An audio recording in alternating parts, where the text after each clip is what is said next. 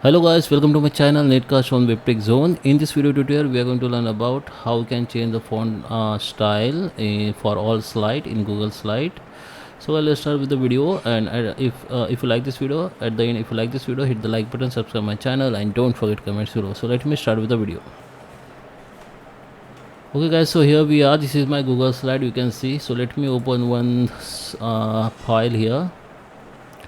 Okay, you can see there is a lots of slide here, so I will show you how you can change all the fonts on slide fonts at the once. Okay, so first we need to go in this slide option. Under slide option we just scroll down and come to the edit themes.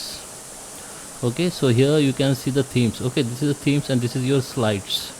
So we have the master theme here and we have the layouts. Okay, so in your slide you maybe use the any layout from here.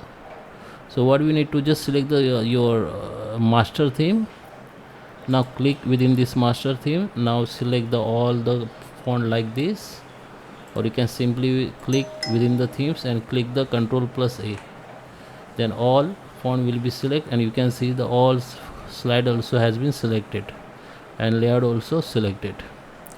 Now we need to go in this font options, and here from here you can choose your font style.